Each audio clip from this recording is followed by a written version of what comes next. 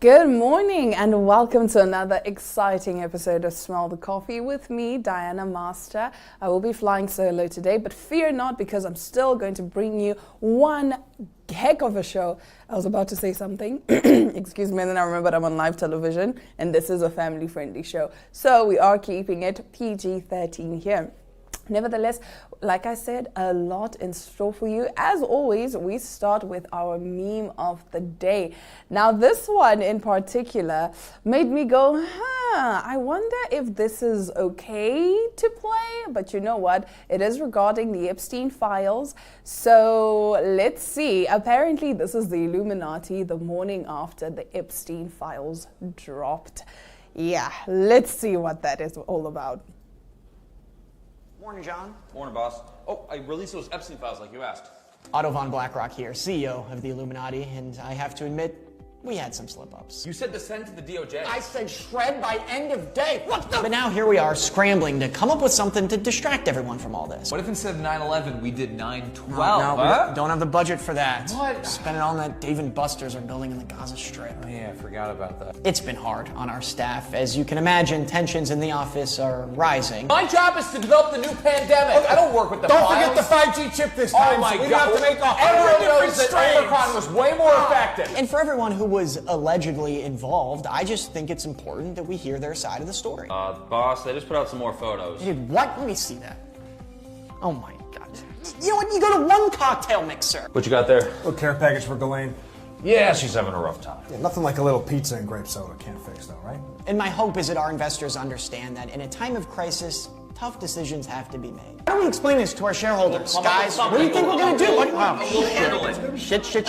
Oh, it's Prince Andrew. Andy, hi, hey. Oh, you're here. You are out front. Wonderful. He's in the office. I will meet you out front right now. Layoffs, they never get easier, guys. Never get easier.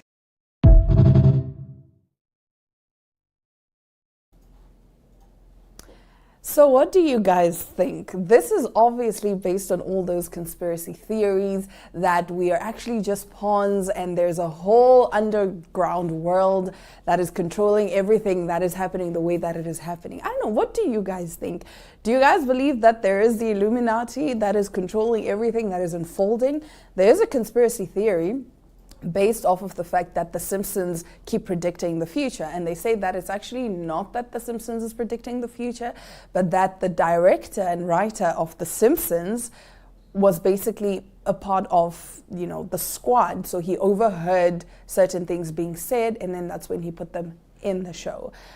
Speaking of The Simpsons predictions, they did predict that Donald Trump was going to be, to go to the other side on March 13th, I guess. Apparently The Simpsons predicted it, but still nothing happened. So are The Simpsons predictions actually true? Are they really just predictions? Are there somebody who was in the circle and knew of all these things? Because The Simpsons did successfully predict Donald Trump becoming president, the pandemic, a lot of things that The Simpsons quote unquote predicted. What is your take on this whole conspiracy theory? All of these conspiracy theories that are happening now, especially regarding the Epstein files, because they do say that the Epstein files, yes, they were released, but then now the war that is happening is basically to divert from the Epstein files. I don't know. What do you guys think? Let's get into our next meme. 235 acres. We farming our own chickens, homie. Thousands of chickens, thousands. Running around everywhere, quack, quack, quack. Talk about next level shit, homie.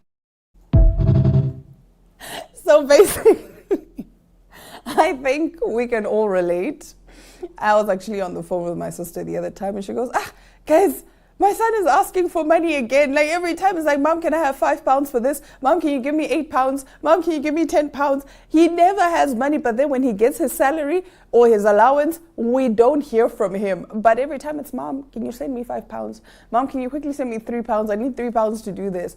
But honestly speaking, the bank of Mom is absolutely perfect. At my big age, I still go and deposit from the bank of Mom because wow, it is absolutely amazing. Like, trust Mom, one day I will give you the world. But for now, can you quickly send me $500 though? Like, I just need 500. She's like, ugh, Diana, no, you think money grows on trees or what? The next thing, it's a bank notification. I absolutely love it. And unfortunately, I feel like that's going to come back to me because my nephews already do that with me. Auntie Diana, send us money. Auntie Diana, can we please have what? So yeah, they did play a terrible prank on me the other day.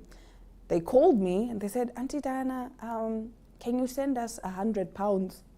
I said, 100 pounds? Why? No, because we went to this restaurant and we ordered some steak. We only found out when the bill came that the steak was actually quite expensive. So now our bill is at £100.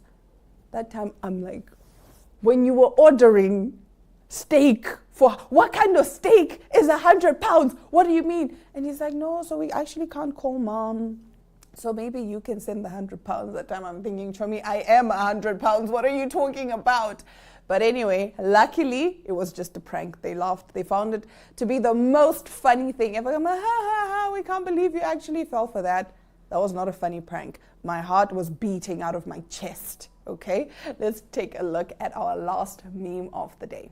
The power of a mother's love is greater than any force on this earth. 10 foods that are causing cancer in 20-year-olds right now. Psst, moms need attention too. Don't forget to call your mom. Parking lot kidnapper on the loose. A random AI-generated video of a cat.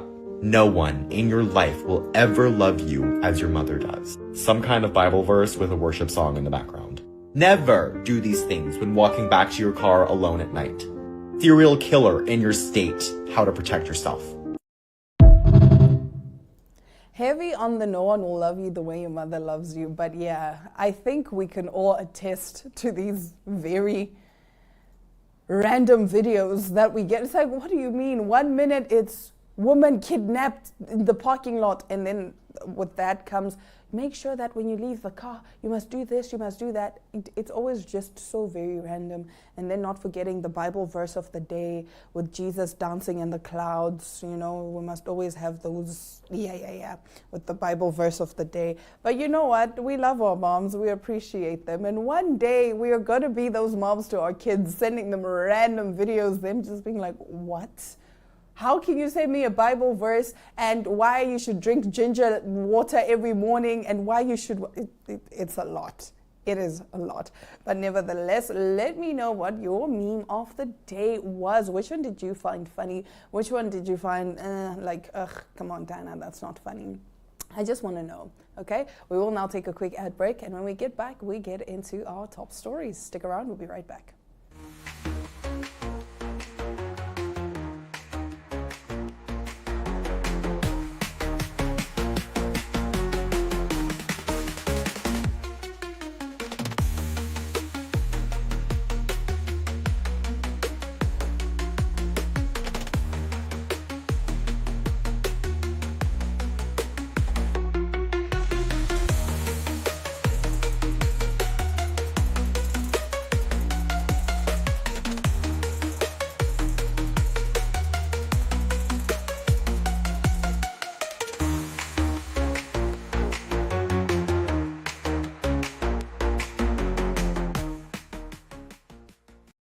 Namibia is a land of movement, with waves that never stop reaching forward. Here, adventure is not something we search for. It is something we are born into. In every corner of this country, creativity rises, from artists, from athletes, from dreamers. And when the world comes to explore Namibia, they discover something extraordinary. Because when sport moves people, creativity moves ideas, and tourism moves the world toward us. Something powerful happens. A platform where movement meets imagination, where industries connect, where opportunity grows, where Namibia's next chapter begins. Welcome to the Creative Sport Tourism Expo. Exhibit, partner, experience. Creative Sport Tourism.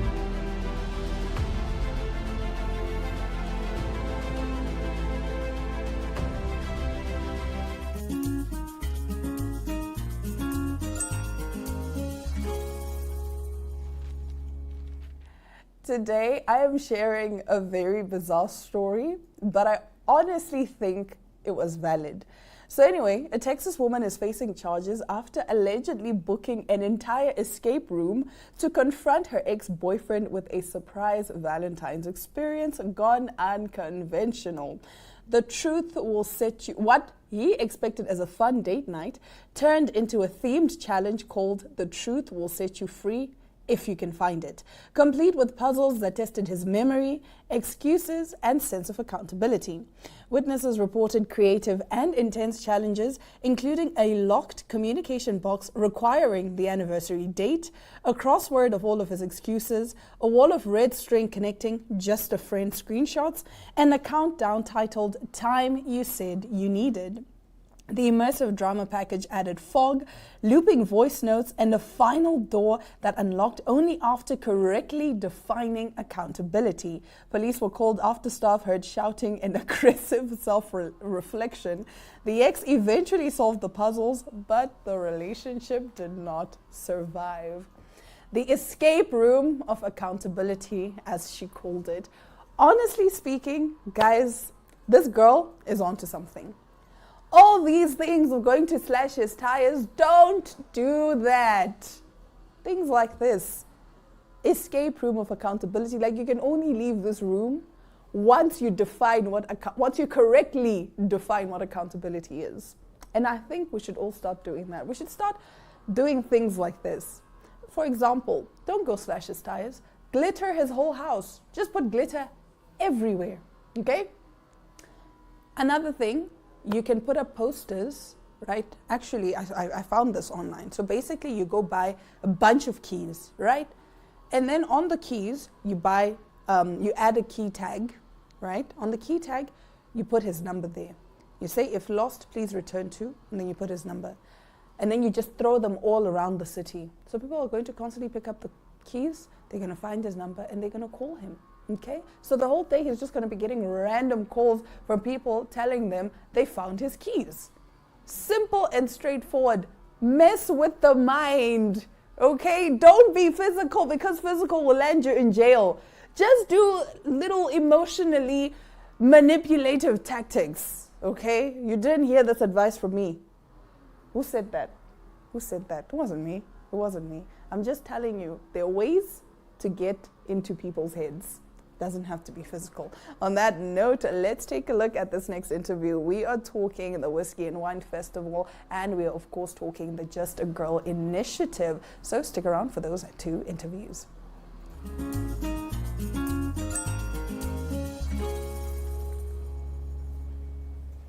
Maybe you're a person that loves grapes in liquid form. Maybe grapes in liquid form aren't your cup of tea.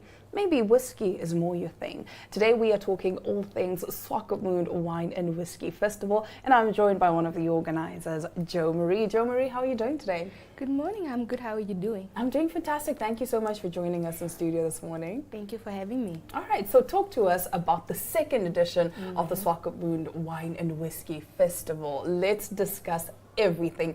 Clearly, the first edition was a success. So you decided to do it again. We absolutely did. So the Swakopmund Wine and Whiskey Festival is a premium event for wine and whiskey enthusiasts, and just for people that are also looking for a really great time. It will be taking place on the 4th of April 2026 at the tennis court parking right next to Strand Hotel. Okay. So we're looking forward to hosting all wine and whiskey lovers. So talk to us about how the initial concept came about. Who said, you know what, we need an event for all the wine and whiskey lovers? Okay, so the idea basically came from, or originated from, the fact that Swakopmund didn't really have a lot going on. Okay. And they would only come alive mostly in December. So I was like, there's just a lot of silence and there's just nothing happening in the coast during the rest of the year, and it only comes alive in December. So I was like, you know what? Easter is a great time to have an event. Wine, whiskey, people love it. So why not start a Swakopmund Wine and Whiskey Festival? And that's basically how the idea came about. I see. So do you have local brands and international brands that are going to be showcasing at the festival? We have quite a number of local and international brands. But for now, we still have to announce them. So Is it top secret? yes. Oh, so we have to keep an eye on your pages to see who's going to be Please do follow there. our pages for you to be informed of who will be having, Okay. who will be at the event. Okay, so what exactly can we expect? Obviously, we can expect wine and whiskey, but what else? All right, so for this edition, we are also going to be having a main act for the very first time. We'll be having Melinda, the vocalist, so he'll be gracing our stage. And yeah, there's quite a lot to look out for and to be excited for, a lot of networking. We also have a VIP section for the very first time, so that's quite exciting. There's also a really great opportunity for corporates to just engage with the audience as well as network with other corporate companies. Okay, do you have partners that are on board? And if so, who are Yes. these partners? We would like to mention that we do have Schweppes, which is part of the Coca-Cola company. We also have Cherry Namibia, which falls under Cherry Namibia as well as MNZ Swakopmund. We have Beach Hotel, as well as Sandwich Dune Tours. Okay, it seems like it's going to be a great time. How has the planning been so far? Because obviously, from the first edition, you've realized, okay, maybe we need some tweaks, we need to change. What are some of the changes, or what have some of the changes been from the last edition to this year's edition? All right. So last year's edition was obviously our first edition, and there's so much to learn from a first edition. So this year we decided to incorporate VIP packages, which actually sold faster than any of our other tickets. And also we incorporated a main act, like an actual singer, because we realized that our audience would like live performances more. So that are something that we really looked into, as well as just upping the whole entire experience from the different wine vendors, the whiskey vendors, and just giving the audience a new experience. So that for us was really important, and also catering to the needs that we weren't able to meet last year. So this year's edition is something quite personal, something that we've been working on for quite a long time, and we're really excited for everybody to just take it in and experience it to the fullest. You mentioned the VIP packages. What other pricing tiers are there? All right, so we do have the 3.5 for 4 people. It has quite a number of benefits or things that come with it, and then we have the 5,000 for 6 and 7,000 for 10 people. Okay, and then the rest of the tickets, the general access? Right now, the early birds are sold out, so we are currently in phase 1, and then we only have phase 2, then we're done. And what does the pricing look like for those? The phase 1 is 250 right now. Okay, I see. Quite affordable, I must say. Very affordable, very For affordable. the And what do we get for this $250 ticket? So for the $250, apart from the entire experience and ambience of the event, you do get 4 tasting tokens, a glass, and obviously a beverage, like a water. Yeah. All right. Okay. So why should people buy tickets to come to this event?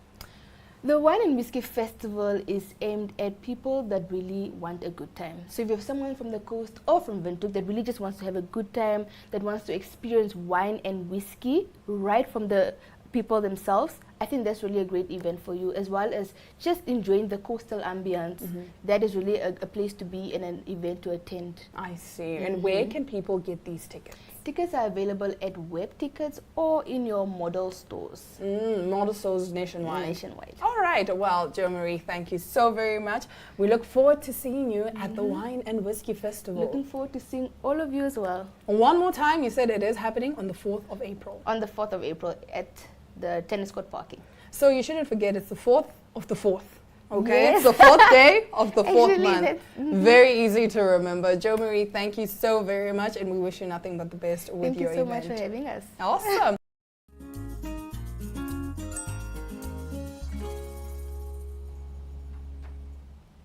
I'm joined in studio by a beautiful young lady who's bold, ambitious, and also very inspiring. She is the woman behind Project I Am Just a Girl. Hi, good morning. How are you? I'm okay. Good morning. Now let's get into what inspired you to start the I Am Just a Girl project. Yes, so basically what inspired me was the thought, it's the transition when you're stepping into womanhood, when you're finally becoming an adult and a woman. So this transition is usually so confusing. So I thought to myself, you see, most of the NGOs in Namibia prioritize learners, girls that are age 15, girls that are already in high school. Then I thought, but most girls start their periods when they're 11 and 12. So why not just bring up an initiative where we educate those girls and empower those girls, you know?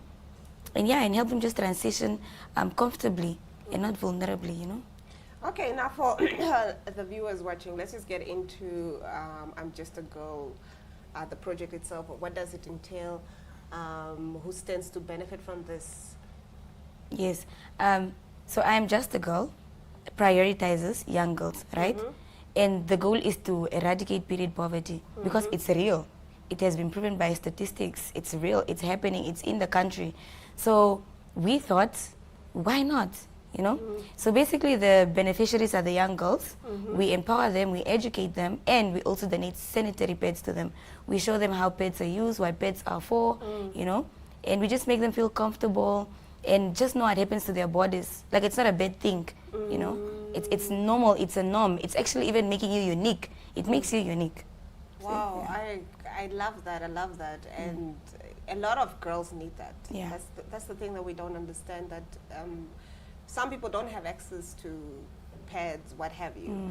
And it's really good that you are doing that. I know that you did mention that the young girls, ages of 11 and 15, and I understand that this is because they're in that transitional phase, and that's why it was so important for you to be inclusive of that. As the project expands, are we going to see this demographic expand, or are we keeping it to this? Yes. So basically, we have a whole schedule for outreach, actually. Yes, so we do not want to disadvantage any girl, you see, or to leave out anyone. So we have phases. We have started with Commerce Region. We have visited Ella Du Plessis so far in Green Leaves Primary. And last week, we also visited Okahanja. So that is Ochezonjupa, right? So now we are branching out to go to Ohangwena. So the plan is basically to visit 3 schools per region. So hopefully 3 different towns in one region per month. So next month, we are going to Ohangwena region. Now, this looks like a lot of work. Who are you working with? Yes, so of course, I have a team. I can work alone. We have a team of about 12 individuals, and we also have volunteers. So basically, we're like maybe even 70 on that group. Yeah, so we are a lot. We are working together, and of course, sponsors as well, donors as well. So we are working together with all of the stakeholders to maintain and to keep the girl child in school. Now, period poverty is often a silent issue. From your experience, how is it affecting girls' education and overall confidence in communities you work with? So you see, period poverty is a thief of education. So it just slips it away like this, you see. So basically, when a girl misses 3 to 4 days of school, that is plus or minus 50 per year. These are already 50 school days missed. And now it's very hard for this young girl to catch up on her academics, which often leads to dropping out of school or just failing. And this is just because of period poverty, a crisis, a natural disaster, if I was to say. Yeah, so basically it negatively affects this young girl because they end up dropping out of school or missing out on school. Now, the nice thing is that you mentioned that you do work with a team, and obviously you are working with sponsors and donors. How have partnership contributed to your success so far, and what more is needed from the private sector? Yes, so for the past 2 schools that we have visited, it was our SIGU attorneys that sponsored. We are very, very grateful to our SIGU attorneys, but this isn't enough to cater for the whole country. So we are looking out for sponsors and donors to come through, the community at large, the Namibian community at large, to come through so that we keep our girl child in school. So yes, we are working hand in hand with the stakeholders, and we have contacted a few private sectors. They've responded positively, but we're still waiting for them to just come through in here.